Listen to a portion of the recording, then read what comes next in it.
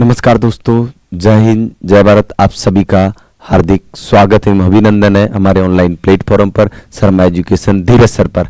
मैं धीरज शर्मा आप सभी के लिए जनरल साइंस का जो हमने एक शुरुआत की थी उसी के क्रम को हम आगे बढ़ाते हुए आगे चलते हैं। आज हम बात करेंगे वैज्ञानिक यंत्रों के बारे में। जैसे कि मुख्य यंत्र आते हैं, प्रत्येक एग्जाम के अंदर एक यंत्र के बारे में पूछा जाता है कि यंत्र यानी इस को मापने के लिए कौन से यंत्र का होता है या इस यंत्र का उपयोग कहां कहां पर होता है। तो आप सभी बने रहिए लगातार, क्योंकि आज की जो क्लास है इससे बाहर कोई भी यंत्र का क्वेश्चन नहीं जाने वाला है।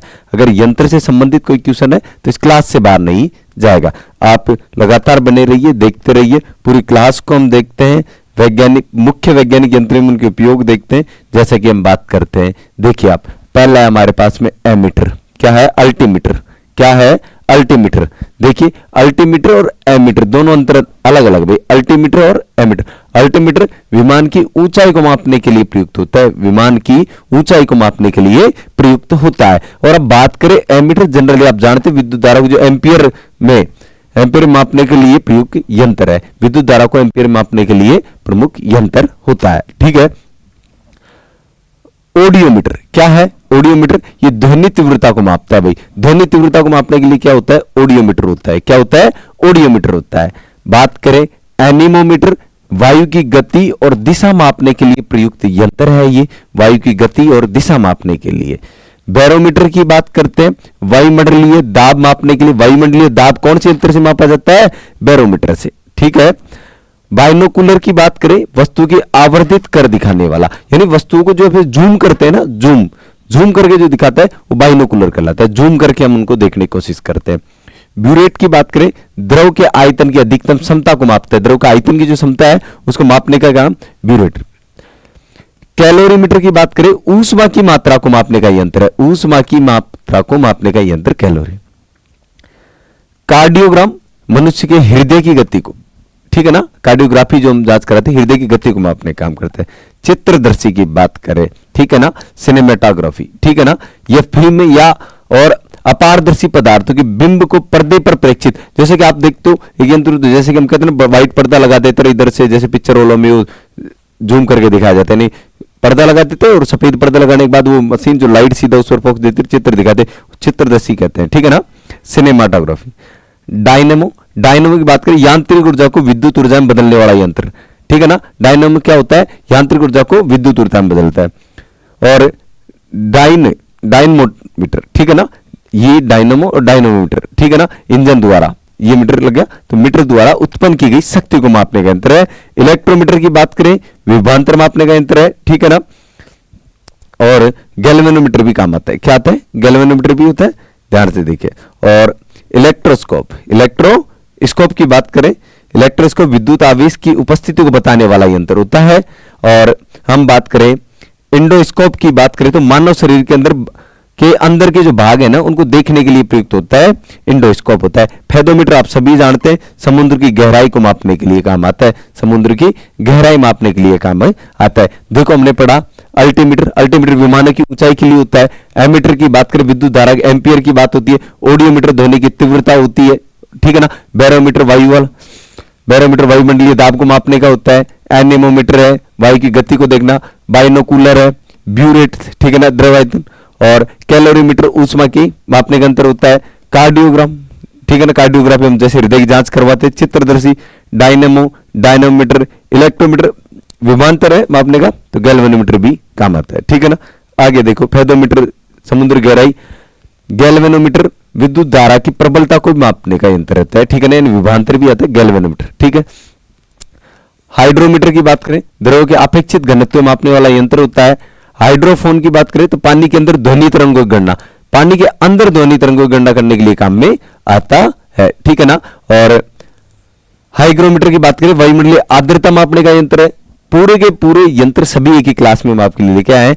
लैक्टोमीटर की बात करें, दूध की शुद्धता मापने के लिए काम आता है। मैनोमीटर की बात करें, गैसों का दाब मापने के लिए काम में आता है। ठीक है ना। और माइक्रोफोन की बात करें, ध्वनि तरंगों और विद्युत तरंगों में परिवर्तित करने वाला उपकरण है। माइक्रोस्कोप, सूक्ष्म वस्तुओं को देखकर, ज्यादा ही सूक्ष्म होती है तो माइक्रोस्कोप से देखा जाता है, जो हमारी आंखें नहीं देख पाती है। ठीक है ना। और बात करें ओडोमीटर की, तो वाहनों पहियों द्वारा तय की गई दूरी को ओडोमीटर मापता है। क्या मापता है? ओडोमीटर। जैसे कि हम बात करें ओडोमीटर, ओडोमीटर उधर जैसे कि गाड़ियां खड़ी रहती है ना पुलिस चेकिंग, वो भी ओडोमीटर लेकर रहती है कि स्पीड भी बता देती है। क्या बता देती है? स्पीडोमीटर जिसे कहते हैं, स्पीड बताती है। गैल्वेनोमीटर पढ़ा, हाइड्रोमीटर पढ़ा, hydrophone, hygrometer, lactometer, manometer, microphone और माइक्रोस्कोप और ओडोमीटर। ठीक है ना, पूरे रट लीजिए, किसी भी एग्जाम में इनसे बाहर नहीं जाने वाला। पेरिस्कोप की बात करें, वस्तु को देखने का यंत्र जो देखने की सीमा से दूर, जिनका कोई प्रत्यक्ष दृश्य नहीं है, यानी बहुत ज्यादा दूरी पर हो, उन्हें देखने के लिए पेरिस्कोप का यूज होता है। किसका होता है? पेरिस्कोप का यूज होता है। फोनोग्राफ, फोनोग्राफ ध्वनि लेखन के काम आने वाला है। फोनोग्राफ होता है ध्वनि लेखन, ठीक है ना, ध्वनि से ही लिख लेते हैं। फोटोमीटर की बात करें, दो स्रोतों का प्रदीपन और एवं तीव्रता की तुलना, यानी वो कितने ज्यादा प्रकाशित हो रहे हैं, ठीक है ना, प्रदीपन और तीव्रता।